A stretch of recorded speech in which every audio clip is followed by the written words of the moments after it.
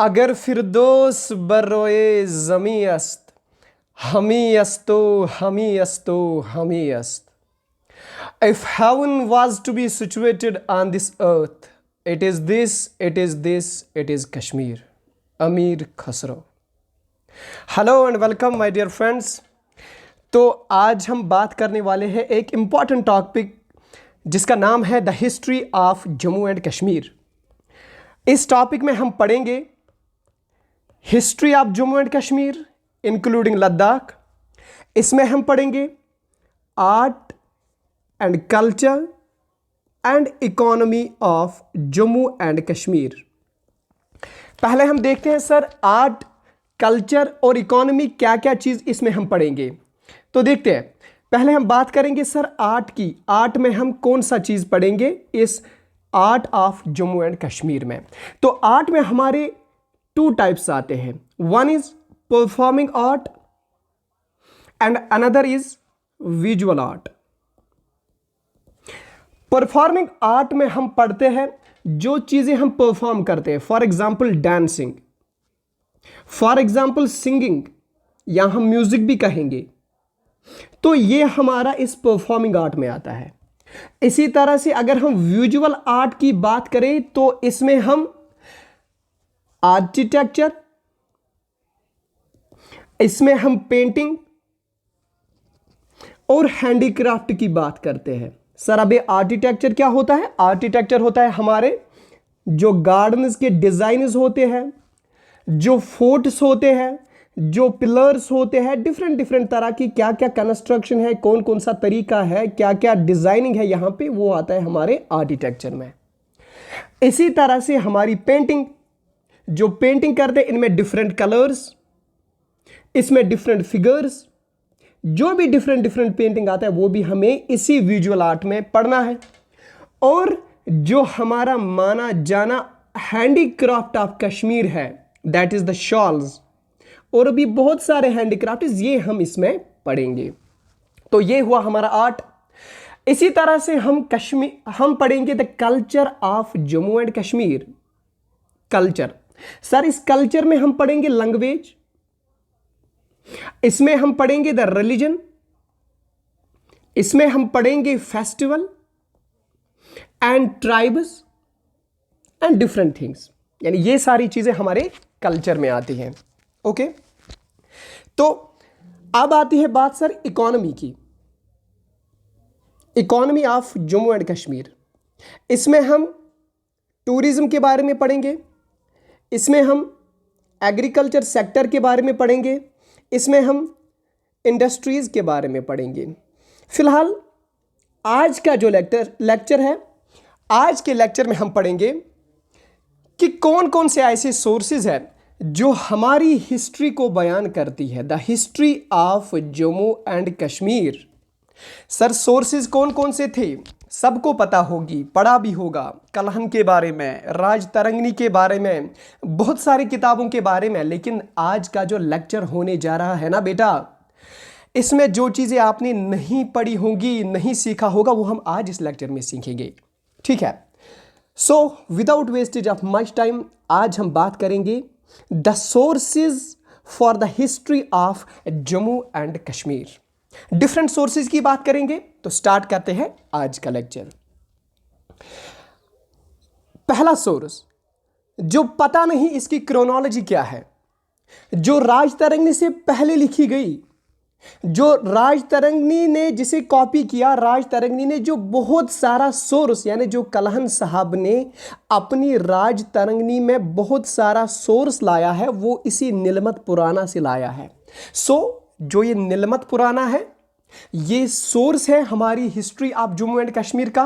लेकिन इसमें कोई क्रोनोलॉजी नहीं है. क्रोनोलॉजी का मतलब होता है events occurring in the time scale, यानी जो फॉर एग्जाम्पल पहले क्या हुआ, फिर क्या हुआ, इसके बाद वाले पीरियड में क्या हुआ, यानी वो सारा इसमें क्रोनोलॉजी मेंशन नहीं है. यानी पहले क्या हुआ और बाद में क्या हुआ वैसे मेंशन नहीं है. बहुत सारी बुक्स लिखती है कि 6 to 8 सेंचुरी में ये नीलमत पुराना बयान करती है, यहाँ से लिखी गई है.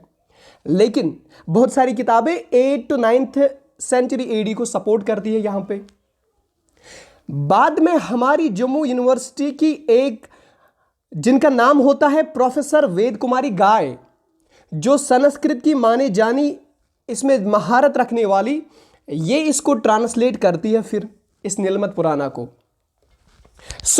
हम यहां पे बस इतना कहेंगे कि नीलमत पुराना इज द अर्लीस्ट सोर्स जो राजतरंगिणी एरा से पहले लिखी गई है। ओके, और इस नीलमत पुराना ने क्या कहा है regarding the history of Jammu and Kashmir, ये हम पढ़ेंगे। नीलमत पुराना लिखती है कि जो पहले इंसान थे जम्मू एंड कश्मीर के, उनका नाम था मानव। लेकिन अगर आप हिंदू माइथोलॉजी उठाओगे, माइथोलॉजी का मतलब होता है मिथ्स, यानी जिसका कोई एविडेंस नहीं होगा, जिसका कोई सबूत नहीं होगा, उनको माइथोलॉजी कहते हैं। तो अगर हम हिंदू माइथोलॉजी उठाएंगे तो हिंदू माइथोलॉजी लिखती है जो इंडिया का पहला जो पुरुष था, जो मर्द था, उनका नाम था मानव। और जो हिंदुस्तान की पहली महिला थी, उनका नाम था श्रद्धा। मानव एंड श्रद्धा। लेकिन नीलमत पुराने ने यहां पे क्या कहा? नीलमत पुराने ने यहां पे कहा कि जो यहां पे कश्मीर में जो पहला आदमी था, उनका नाम था मानव। सच क्या है क्या नहीं है, दोनों माइथोलॉजीज है, ठीक है। और कश्मीर के जो पहले किंग थे, उनका नाम था नीला। और शायद इसी नीला टर्म से ही, शायद इसी नीला नाम से ही इसका नाम पड़ा नीलमत पुराना। इसका नाम पड़ा नीलमत। पुराना क्या चीज होता है ये भी हम बताएंगे आपको, पुराना क्या चीज होता है। जो पुरानाज है हमारी हिंदू माइथोलॉजी के, जो पुरानाज है 18 पुरानाज, जो बड़े 18 पुरानाज है, यानी 1 + 17। वेदास और पुरानाज में यही फर्क है कि वेदास हमारे हिंदू रिलीजन को यह बयान करती है और पुरानाज हमारे Hindu culture, tradition and folk fair को बयान करती है, डिस्क्राइब करती है। खैर हमें वहां नहीं जाना है, ये बस हमने आपको बताया कि वेदास क्या होता है, पुरानाज क्या होता है। लेकिन बेटा यहां पे मान के चलिए कि ये जो पुरानाज है ना, इसको जो नीलमत पुराना इसको नाम दिया गया, ये बेसिकली पुराना नहीं है। 18 पुराणस में ये नहीं आता है, हिंदूज के 18 पुराणस में ये नहीं आता है। क्यों? क्योंकि वो पुरानाज गुप्ता पीरियड में लिखे गए थे, और जो नीलमत पुराना थी ये इस गुप्ता पीरियड में नहीं लिखी गई थी। खैर हम डिटेल्ड में नहीं जाएंगे, बस इतना समझेंगे कि नीलमत पुराना क्या लिखती है। तो सर ये नीलमत पुराना लिखती है कि जो पहले मानव होते हैं, जो पहले पुरुष होते हैं कश्मीर के, वो होते हैं, उनका नाम होता है मानव। और जो पहले किंग होते हैं यहां पर, उनका नाम होता है नीला। और जो पहला ट्राइब होता है उनका नाम होता है नागा, उनका नाम होता है नागा। लेकिन यहां पे समझना है सर वाई नागाज। नागाज इसलिए क्योंकि ये सर्पेंटाइन वर्शिप करते थे, क्योंकि ये सांपों को पूजते थे। दैट इज वाई इस ट्राइब को नाम रखा गया था नागाज, क्योंकि ये सर्पेंटाइन वर्शिप करते थे, सांपों को पूजते थे। और इन्हीं का किंग था जिसका नाम था, जो ये लॉर्ड ऑफ किंग थे, जो ये लॉर्ड ऑफ नागाज थे, उनका नाम था नीला। ठीक है, अब क्या होता है? अकॉर्डिंग टू द नीलमत पुराना, the first tribe of Kashmir was Naga. The first tribe of Kashmir was Naga. और यही नीलमत पुराना लिखती है सोशल स्ट्रक्चर के बारे में, यानी वुमन को क्या स्टेटस था उस टाइम पे, हमारा जो सोशल स्टेटस था वुमन का, या बाकी रिलीजन्स का, या बाकी सेक्ट्स का। नीलमत पुराना इनको डिस्क्राइब अच्छे से करती है। और नीलमत पुराना ने एक अच्छी बात भी लिखी है कि उस टाइम पे वुमन की कंडीशन बहुत अच्छी थी। वुमन को सप्रेस नहीं किया जाता था, वुमन को नीची नजरों से नहीं रखा जाता था, उनको दबा के नहीं रखा जाता था। ठीक है, सो अकॉर्डिंग टू द नीलमत पुराना। लेकिन अब आते हैं हम इस पहले ट्राइब के बारे में जो नीलमत पुराने ने लिखा है, जिसका नाम हुआ करता था नागा। ये नागाज बड़े तंग आ चुके थे एक शैतान से जिसका नाम होता था जलोद बाबा। अब ये जलोद बाबा कौन था? जलोद बाबा को लॉर्ड ब्रह्मा ने शक्ति दी थी। ये बड़ा एक अच्छा आदमी था पहले, अकॉर्डिंग टू द हिस्ट्री। ये वर्शिप करता था, लेकिन ब्रह्मा ने उसको शक्ति दी थी कि इसने ब्रह्मा को पूजा था, और ब्रह्मा ने इसको बोला था कि जाओ आप वाटर में बैठो आप पानी में बैठो, आपको पानी में कोई नहीं मारा जाएगा। क्यों? ब्रह्मा ने क्यों कहा था इसे ऐसे? क्योंकि जलोद बाबा ने उसे मांगा था कि मैं इतना वर्शिप करता हूं, प्लीज अब इस वर्शिप के बदले मुझे थोड़ा सा आप ये दीजिए, मर्सी दीजिए कि मुझे वाटर में कोई न मारे। तो लॉर्ड ब्रह्मा ने उसे दिया। अब ये जब वाटर में था तो उसको पता था कि मुझे पानी में कोई नहीं मार सकता, तो जलोद बाबा ने बेचारे इन नागाज पे जुल्म और अत्याचार करना स्टार्ट किया। और ये नागाज बड़े तंग आ गए। ये क्या करता था? आता था इन नागाज को डराने, इनको किल करने, इनको मारने, इनको दबोचने, और ये नागाज बड़े तंग आ चुके थे अकॉर्डिंग टू द नीलमत पुराना। अब जब ये नागाज बड़े तंग आ गए थे तो उन्होंने अप्रोच किया कश्यप ऋषि को। कश्यप ऋषि उस टाइम के बड़े अच्छे साधु थे। कश्यप ऋषि उस टाइम पे वहां आए थे, कश्मीर की तरफ उनका रुख हुआ था, और ये नागाज बेचारे कश्यप ऋषि के पास चले गए और कश्यप ऋषि को बोला कि हमें बचाओ, हमारे को यहां पे एक डेमन है जिसका नाम है जलोद बाबा, और ये हमें बड़े परेशान करता है। कश्यप ऋषि क्या देखता है? कश्यप ऋषि देखता है कि उस टाइम पे ये जो कश्मीर है ये एक बड़ी लेक थी, यानी ये वैली थी। वैली का मतलब हमें पता है, जिसे यहां से माउंटेन्स होंगे और बीच में पानी होगा और बीच में एक वैली होगा, एक बस्ती होगी, उसको हम कहते हैं वैली। तो कश्यप ऋषि साहब भी देखते हैं एक वैली यहां पे, और इस वैली में देखते हैं एक लेक है, और इस लेक का नाम था सतीसर लेक। इस लेक का नाम था सतीसर लेक, यानी पूरा का पूरा एक लेक था। और ये नागा ट्राइब इसी पहाड़ियों के इर्द गिर्द में रहते थे, इन फुट हिल्स में रहते थे ऑफ हिमालयाज।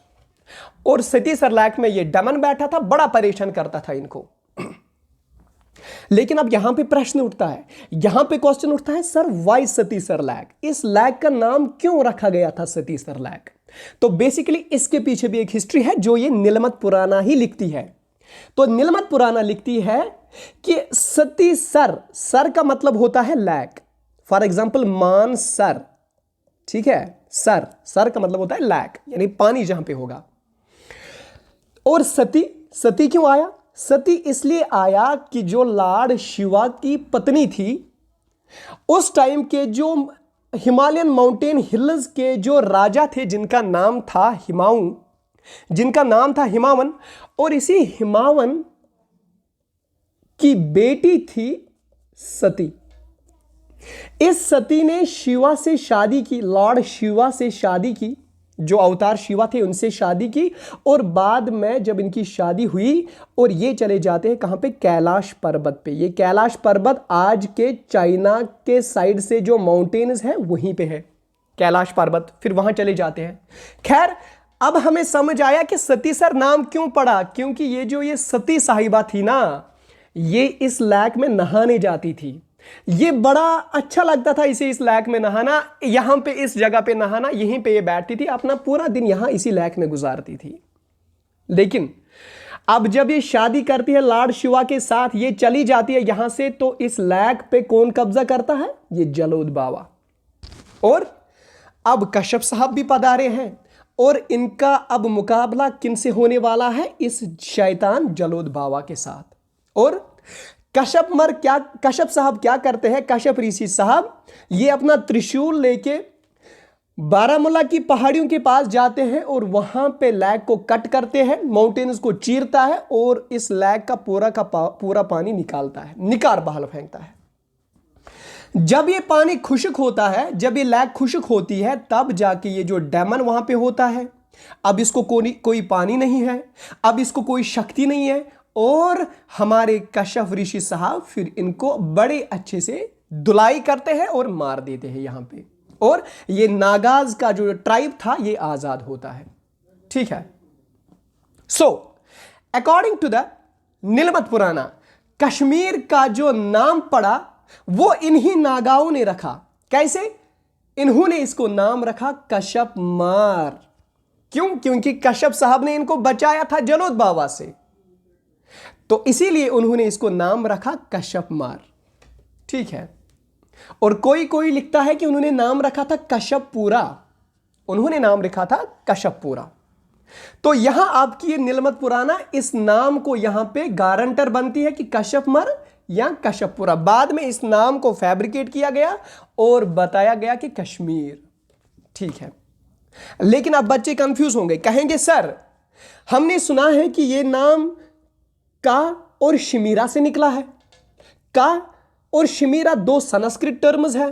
का मतलब होता है वाटर और शिमीरा का मतलब होता है टू डेसिकेट, यानी एक लैंड से वाटर निकाला गया, इसको डेसिकेटेड किया गया, इसको खुश्क किया गया, तब जाके ये बना वाटर, तब जाके ये बना नाम।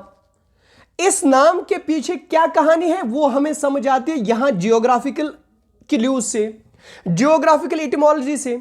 अब ये इटिमोलॉजी क्या होती है? इटिमोलॉजी होती है किसी नेम का रूट। अगर हमें फॉर एग्जांपल कोई नाम होगा, कोई नेम होगा, तो हम कहते हैं this name is derived from the Latin word, is derived from the Sanskrit word, from the Greek word.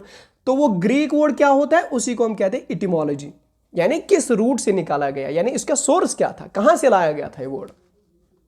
तो according to the geography and according to the Majid Hussain concept, वो लिखते हैं कि कश्मीर जब बना, जब यहां पे हिमालयंस बने, तो अर्थक्वेक की वजह से जो हिमालयंस यहां पे आए, जो यहां पे वॉल्केनोज की वजह से हिमालयन का क्रिएशन हुआ, तब जाके जो प्लेट्स टकराई, ये लेक थी और इस लेक से पूरा का पूरा पानी चला गया, एक फॉल्ट बन गया और वो फॉल्ट वर्मला के पास बन गया जिसका नाम था वर्मला फॉल्ट। और वहां से पानी निकल के आया और ये खुश्क हो गया ये लैंड। दैट इज वाई इसका नाम पड़ा। का मतलब वाटर एंड शिमीरा का मतलब डेसिकेटेड लैंड, यानी ये लैंड फिर बाद में डेसिकेटेड हो गई, इस लैंड में ड्राई अप हो गया और ये लैंड बन गई कश्मीरा। तो ये हमें जियोग्राफिकल इंडिकेशन, जियोग्राफिकल क्लूज या फोक एटिमोलॉजी यहां पे मिलती है। और भी सारे नाम हैं जो कश्मीर को पहले दिए गए थे, जो कश्मीर को पहले दिए गए थे। वो कौन कौन के नाम थे? अब आते हैं, वो समझते हैं, वो पढ़ते हैं। वो नाम थे कैस्पा पाइरोस। वो नाम था कैस्पा पाइरोस। और ये कैस्पा पाइरोस किसने नाम दिया था? ये दिया था आपके हिकैटेटस ने। ठीक है, ये हिकैटस कौन होते हैं? ये ग्रीक के बाशिंदे होते हैं और इन्होंने ही इसको नाम दिया था कैस्पा पाइरोस। एक और जिनको हम फादर ऑफ हिस्ट्री के नाम से जानते हैं, आपके हेरोडोटस साहब, आपके हेरोडोटस साहब, उन्होंने इसका नाम रखा था कैसपैत्रोस। हेरोडोटस साहब ने इसका नाम रखा था कैसपैत्रोस। क्यों नाम रखा था? इसके पीछे क्या हिस्ट्री है देखिए। According to the Greek, Kashmir को 2nd सेंचुरी में रूल करते थे ये ग्रीक, यानी ग्रीक 2nd सेंचुरी में कश्मीर आए थे और इस कश्मीर पे राज करते थे। बाद में इस चीज की कोई गवाही नहीं है कि 2nd सेंचुरी में ग्रीक्स यहां आए थे, यहां पे राज करते थे, क्योंकि किसी ने लिखा नहीं था। बस ये एक रहस्य बन गया, एक मिस्ट्री बन गई। लेकिन एक सोर्स की वजह से यहां पे पता चलता था कि कश्मीर में इनका राज था ग्रीक्स का, और वो राज किसका था? वो था ग्रीक्स का। कैसे? क्योंकि यहां पे जो कॉइन्स उन्होंने देखे, उन कॉइन्स पे ग्रीक्स के सील थे और सिग्नेचर्स थे। बस एक सोर्स ये था जिसकी वजह से हमें पता चलता था कि ग्रीक्स ने यहां पे राज किया था। और इसीलिए ये हेरोडोटस भी, जिसे फादर ऑफ हिस्ट्री कहते हैं, ये भी ग्रीक से ही था। इसीलिए इसने भी नाम रखा था इसको फिर कैसपैत्रोस। और इसकी हिस्ट्री से भी मिलता है कि कश्मीर पे ग्रीक्स का राज था और कश्मीर को इस हेरोडोटस ने नाम रखा था कैसपैत्रोस। आ सकता है एग्जाम में क्वेश्चन कि कैसपैत्रोस किसने नाम दिया था कश्मीर को। इसी तरह से एक और रोमन अंपायर से आने वाले एक बाशिंदे जिसका नाम होता है टोलेमी, आपके फिजिस्ट, आपके मैथमेटिशियन, आपके जियोग्राफिस्ट, आपके एस्ट्रोलॉजिस्ट, ठीक है, ये लिखते हैं कि इन्होंने कश्मीर को नाम दिया था कैस्पीरिया। अपनी एक बुक में जियोग्राफिया में इसको नाम दिया था कैस्पीरिया। और लेकिन ये कैस्पीरिया सिर्फ कश्मीर को नाम नहीं दिया था इसने, इस वक्त इन्होंने पंजाब का एरिया, हरियाणा का एरिया और जितने भी 4 माउंटेन साइड्स जो यहां पे थे उस टाइम के, उसको नाम दिया था कश्मीर। यानी उस टाइम पंजाब भी इसने रखा था कश्मीर के साथ ही, और बहुत सारे एरियाज जो अभी पाकिस्तान, बाकी चीजें, वो भी रखा था इसने इसी एरिया के साथ। तब जाके इसने इसको नाम दिया था कैस्पीरिया, टोलेमी ने। ठीक है, बाकी स्कॉलर्स भी यहां आए। अंग्रेज कहां पीछे रहने वाले थे? बाकी स्कॉलर्स भी यहां आए जिन्होंने इसका नाम रखा कश्मीरी। अभी हम भी कहते हैं कि वी आर कश्मीरी, तो इंग्लिश ने, यूरोपियंस ने ये नाम दिया कश्मीरी। यानी अगर किसी ने कश्मीरी टर्म यूज की थी वो थी यूरोपियंस, वो थे अंग्रेज जिन्होंने इसको कश्मीरी नाम रखा। ठीक है बेटा, ओके। सो अब हमें क्या पता चलता है? अब हमें सर ये पता चलता है कि जो कश्मीरी जो हिस्ट्री है, the history of Jammu and Kashmir, ये दोनों सोर्सेस से हमें मिलती है। एक तो इंडिजिनस सोर्स से भी और दूसरा फॉरेन सोर्स से भी। इंडिजिनस सोर्स कौन है? इंडिजिनस सोर्स हुए अपने जो कश्मीर के थे, जो उस टाइम में रहते थे, उन्होंने हिस्ट्री लिख डाली regarding the Jammu and Kashmir, regarding Ladakh, regarding Kashmir. लेकिन कोई कोई पराया भी था, कोई कोई दूर मुल्क से भी आया था, जो यहां पे घूमने आया था, चक्कर लगाने आया था, और वो थे फॉरिनर्स।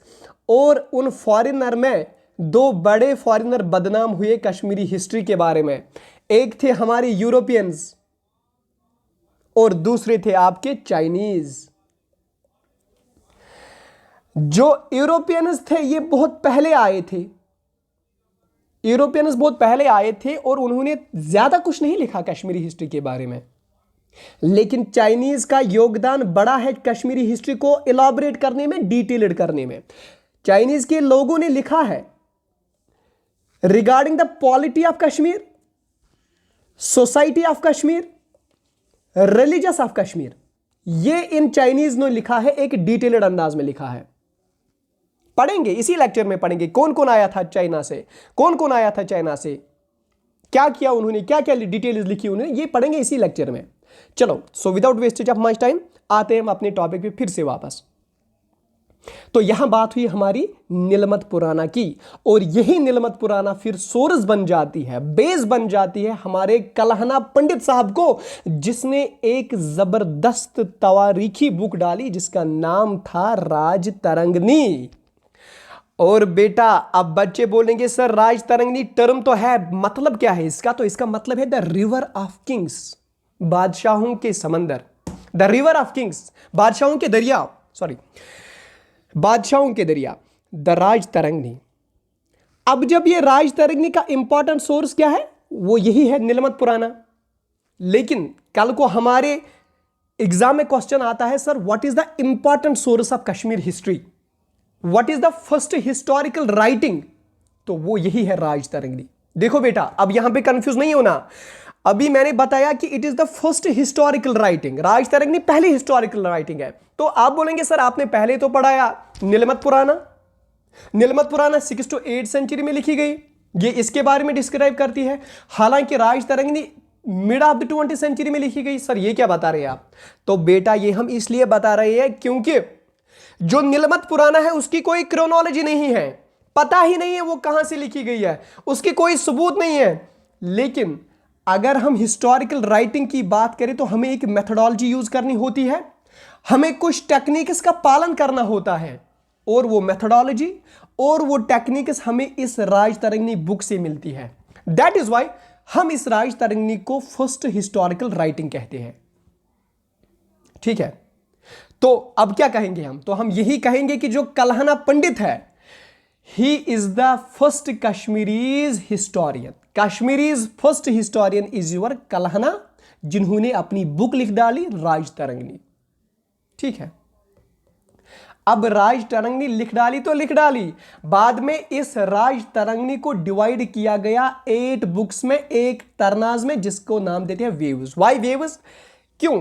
देखो इसमें भी क्रोनोलॉजी इन्होंने यूज की थी, उन्होंने क्रोनोलॉजी यूज की, बाद में इसको 8 डिफरेंट बुक्स में कन्वर्ट किया गया। फॉर एग्जांपल इस टाइम पीरियड से इस टाइम पीरियड तक पहली बुक, बाद में इसी टाइम पीरियड से स्टार्ट की गई इसके आने वाले टाइम पीरियड तक, इसके आने वाले टाइम पीरियड फिर तीसरी बुक, इसी तरह से 8 बुक्स लिख डाली। यानी इस पूरी राज तरंगनी को 8 बुक्स में स्प्लिट किया गया।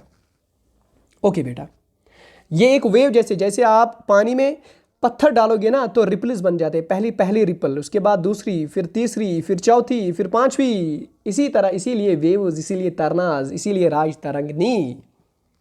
ठीक है ना बेटा? ओके, तो यहां पे कलहना को जो पैट्रनाइज किया, जो सपोर्ट किया, ऑफिशियल सपोर्ट किया, वो किया उस टाइम के राजा ने, जयासीमा जिनका नाम था। आ सकता है क्वेश्चन एग्जाम में कि कलहन को किसने पैट्रोनाइज किया, कलहन का हौसला किसने बढ़ाया, कलहन को ऑफिशियली सपोर्ट किसने किया, तो वो थे जयासीमा। अब ये कलहन कौन थे? कलहन कौन थे? कलहन थे चंपका के बेटे। लेकिन सर ये चंपका कौन है? चंपका थे मिनिस्ट्री ऑफ हर्षा, यानी लोहारा डायनास्टी में मिनिस्ट्री ऑफ हर्षा थे ये चंपका। लोहारा डायनास्टी में मिनिस्ट्री ऑफ हर्षा थे ये चंपका, उन्हीं के बेटे थे कलहन।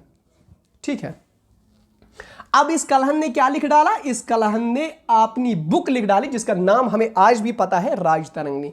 तो ये राजतरंगिणी ओरिजिनली संस्कृत में लिखी गई, बाद में मुल्ला अहमद ने इसे पर्शियन में ट्रांसलेट किया और बाद में एस्टेन ने इसे 1900 में इंग्लिश में ट्रांसलेट किया। अब यहां पे प्रश्न आता है, सर मुल्ला अहमद क्यों मजबूर हुए यहां पे संस्कृत को ट्रांसलेट करने के लिए? तो रीजन है, मुल्ला अहमद उस टाइम के जो रूलर थे सुल्तान जैनुल आबिदीन, उन्हीं के दौर में एक जबरदस्त काबिल इंसान, एक जबरदस्त संस्कृत जानने वाला इंसान और पर्शियन पे होल्ड रखने वाला इंसान जिसका नाम था मुल्ला अहमद। तो सुल्तान जैनुल आबिदीन ने बोला उसे कि मुझे संस्कृत को पर्शियन में कन्वर्ट करने दो। क्यों? क्योंकि उस टाइम पर्शियन कोर्ट लैंग्वेज थी, उस टाइम पर्शियन कोर्ट लैंग्वेज थी। तो सुल्तान जैनुल आबिदीन के दौर के समय कश्मीर का जो कोर्ट लैंग्वेज थी वो थी पर्शियन। सो मुल्ला अहमद इसी दौर के आदमी है, इसने संस्कृत में जो राजतरंगिणी है उसको पर्शियन में लिख डाला और बाद में एस्टेन ने इसे इंग्लिश में ट्रांसलेट किया। क्वेश्चन आ सकता है, बन सकता है एग्जाम में।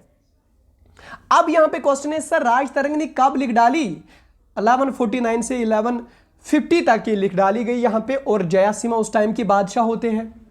इसमें स्टार्टिंग है एपिक पीरियड ऑफ महाभारत, यानी महाभारत से स्टार्ट करी गई है और कहां तक लिखी गई है? The reign of Sangramadeva. Sangramadeva कब आते हैं ये हम आपको पढ़ाएंगे अपने टॉपिक्स में, आने वाले टॉपिक्स में बात करेंगे। संग्रामदेवा किस डायनास्टी के थे, कहां से आए थे, कौन से राजा थे, कौन से रूलर थे, तो बताएंगे। लेकिन फिलहाल यहां पे याद रख लीजिए कि जो कलहना की राजतरंगिणी है वो स्टार्ट की गई है महाभारत से और एंड की गई है संग्रामदेवा तक। संग्रामदेवा तक बड़ी लंबी किताब है, इसलिए 8 बुक्स में इसको सब डिवाइड किया गया।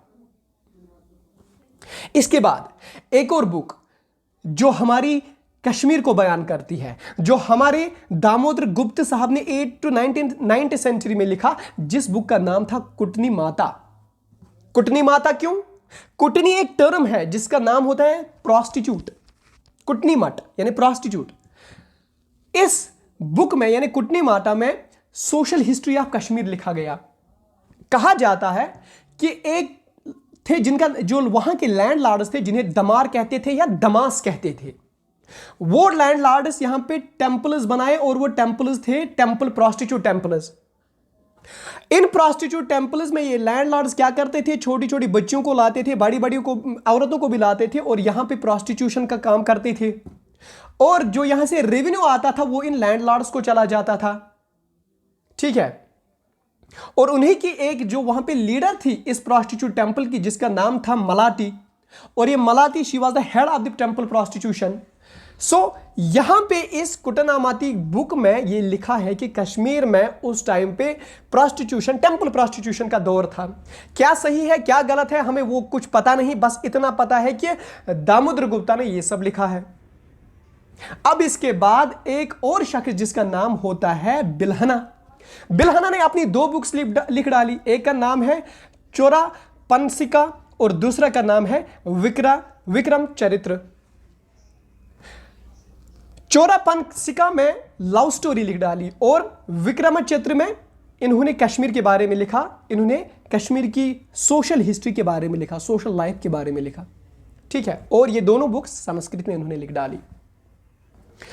अब अब आते हैं हम एग्जाम पॉइंट ऑफ व्यू से कि हमें पूछा जाएगा कौन कौन सी हिस्ट्री हमारे इंटरव्यूज में पूछे जाते हैं। बहुत सारे इंटरव्यूज में पूछे जाते हैं, आपके आईएएस एग्जाम में बहुत सारे इंटरव्यूज में पूछा जाता है कि बुक्स के बारे में, और आपके बहुत सारे जो नेट एग्जाम्स है, जो जेआरएफ एग्जाम्स है हिस्ट्री के लिए, वहां से आपके ये क्वेश्चन निकल आते हैं जो हमने सम अप करके रखा है, क्लब अप करके रखा है। यहां पे एक साइड से हमने लिखा है बुक्स, दूसरी साइड से इनके आथर, और फिर थोड़ी सी स्टोरी। कौन सी बुक थी? पहले तवारीख कश्मीर। तवारीख कश्मीर यहां पे मलिक हैदर साहब ने लिखी। मलिक हैदर साहब कौन थे?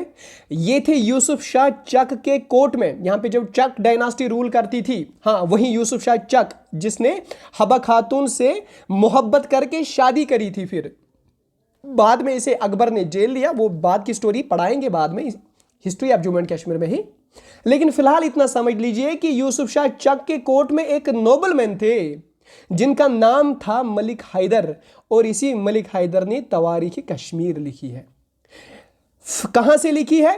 From earliest times to 1617 AD.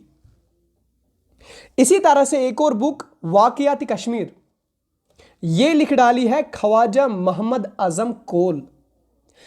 इन्होंने 1748 एडी में लिखी है। इन्होंने लिखा है कि मुगल्स के समय यहां पे लिटरेरी, सोशल स्टेटस और रिलीजियस कॉन्शियसनेस उभर गया था। यानी कौन सा रिलीजन यहां पे उभर गया था, और सोशल ट्रेंड क्या था, और लिटरेरी क्या थी उस टाइम की, यह लिखा है वाकयात कश्मीर में ख्वाजा मोहम्मद आजम कोल ने। इसी तरह से आपकी एक और बुक जिसका नाम है तारीख हसन, यह लिखी है पीर हसन शाह ने। इसमें डिटेल्ड में लिखा गया है अर्लीस्ट से लेकर 19th सेंचुरी तक कश्मीर में क्या हुआ, कौन से राजाज आए, क्या हुआ, यह इसमें लिखा है। और यह बुक भी इन्हीं बुक्स की तरह पर्शियन लैंग्वेज में लिखी गई है। एक और बुक मुख्तसर तारीख कश्मीर, यह पंडित बीरबल काचरू ने लिखा है। और यह पंडित बीरबल काचरू जो है, Kachru is a Kashmiri term. Kachru का मतलब होता है अगर कोई गोरा होता है तो उसे हम कश्मीर में काचुर कहते हैं, ठीक है। सो पंडित बीरबल काचरू ने यहां पे बुक लिख डाली मुख्तसर तारीख कश्मीर। मुख्तसर का मतलब होता है ब्रीफ, इंग्लिश में इसको ब्रीफ कहते हैं। तो इसने 1835 में लिखा है कि मुगल्स, अफगान्स और सिख्स के बारे में, यानी कश्मीर के रिलेटेड मुगल्स, अफगान्स और सिख्स के बारे में 1835 तक। इसी तरह से आपकी एक और बुक जिसका नाम है जफरनामा। जफरनामा आपके शरीफुद्दीन यजदी ने लिखा है। इन्होंने लिखा है कि क्या रिलेशन थी सुल्तान सिकंदर और तैमूर को एक दूसरे के साथ, ये लिखा है अपनी हिस्ट्री में। और लास्ट में जो एक और बुक पर्शियन में लिखी गई है जिसका नाम है तारीख रशदी, बड़ी फेमस बुक है, ये लिखा है आपके मिर्जा हैदर दौलत साहब ने। इन्होंने लिखा है कि कैसे मुगल्स ने इन्वेड किया कश्मीर पे, कैसे कश्मीर पे हमला किया, क्या हुआ, कितने लोग मारे गए, क्या हुआ उस टाइम पे, तो ये लिखा है तारीख रशदी में। तो ये थे बुक्स जो मेजॉरिटी बुक्स आपकी पर्शियन में लिखी गई थी। अब आते हैं अदर सोर्सेज पे, जो मैं अभी बात कर रहा था कि यहां पे इंडिजिनस लोगों ने भी बुकें लिख डाली जो अपने थे, और जो बाहर से आए थे, चाइना से आए थे, यूरोप से आए थे। और चाइना के दो बड़े मशहूर लोग जिनका एक का नाम था ह्यून सैंग, ये 631 टू 632 एडी यहां आया, 2 साल यहां रुका हर्षवर्धन के दौर में। इसने क्या बोला? इसने बोला कि कश्मीर के लोग बड़े चालाक हैं लेकिन बड़े जालिम हैं, इसीलिए इसने कश्मीरी लोगों को क्लेवर बट कनिंग कहा। और इसने कश्मीर को नाम रखा था काशीमिलो। कल क्वेश्चन आ सकता है एग्जाम में, काशीमिलो किसने कश्मीर को नाम दिया? तो वो थे यही ह्यून सैंग साहब। इसने ही कश्मीर को काशीमिलो नाम रखा था। ये 2 साल तक यहां रहे। इन्होंने देखा यहां पे कि कश्मीर में उस टाइम रिलीजन क्या था। इन्होंने देखा, ये थे ह्यून सैंग साहब, इन्होंने देखा यहां पे कि इस टाइम बुद्धिज्म भी अराइज हो रहा था, यानी कश्मीर में बुद्धिज्म का जो मसलक था, मजहब था, वो अराइज हो रहा था, लेकिन साथ ही साथ में हिंदूज भी उभर रहे थे, यानी दोनों थे, हिंदूज भी और बुद्धिज्म भी। लेकिन इसके बाद जब आते हैं ओ कॉन्ग साहब, ये भी चाइना के ही होते हैं, 759 एडी में आते हैं, तो ये लिखते हैं कि कश्मीर में ज्यादा स्टूपाज उन्होंने देखे, तो इसका मतलब ये हुआ कि ये लिखते हैं कि फिर कश्मीर में ज्यादा बुद्धिज्म ही था। इसके बाद एक यूरोपियन आते हैं जिसका नाम होता है अल-बिरूनी। ये आते हैं महमूद गजनी के साथ और ये अपनी बुक लिख डालते हैं, जिस बुक में हम आपको यहां पे क्लियर करेंगे। कोई कोई बुक लिखती है कि इसने अल-बिरूनी साहब ने तारीखी हिंद लिखी, लेकिन एक बुक ने लिखा है कि इसने बुक लिखी है किताबुल हिंद। ऑथेंटिक क्या है? आप अगर मेरा मानोगे तो तारीखी हिंद याद रख लीजिए, लेकिन आपकी बहुत सारी बुक्स ने भी किताबुल हिंद भी लिखा है। ठीक है। एक और बुक जो बड़े एग्जाम्स में नेट जेआरएफ बहुत सारे एग्जाम्स में हमने एक क्वेश्चन देखा कि द वैली ऑफ कश्मीर किसने बुक लिखी? वो लिखी है एक अंग्रेज ने जिसका नाम है सर वाल्टर लॉरेंस। और इस सर वाल्टर लॉरेंस ने कश्मीर हिस्ट्री और कश्मीर कल्चर के बारे में लिखा है, बहुत डिटेल्ड लिखा है। इसी तरह से आपके ए कुनिंघम यानी अलेक्जेंडर कुनिंघम आते हैं, ये लिखते हैं अपनी बुक द लैंड ऑफ लामाज, और लैंड ऑफ लामाज में ये history, geography and culture of Ladakh लिखते हैं। क्यों? यहां पे याद कैसे रखोगे? जो लामाज है ना, लामाज ये ज्यादा हम लद्दाख में देखते हैं, यानी बुद्धिस्ट लोग यहां पे जो स्टूपाज है, जो वहां पे बुद्धिज्म लोग हैं, जो लामाज जिन्हें वहां पे कहते हैं द प्रीस्ट्स ऑफ बुद्धिस्ट, वो वहां पे, इसीलिए ये लद्दाख की हिस्ट्री है, लद्दाख की जियोग्राफी है, लद्दाख की कल्चर है जो इसने लिखी है अपनी बुक में द लैंड ऑफ लामाज। लद्दाख जाओगे तो लिखा है एक बोर्ड पे वहां पे द लैंड ऑफ लामाज। ओके। इसी तरह से आपके एक और यूरोपियन आते हैं जिसका नाम होता है फ्रांसिस बर्नियर।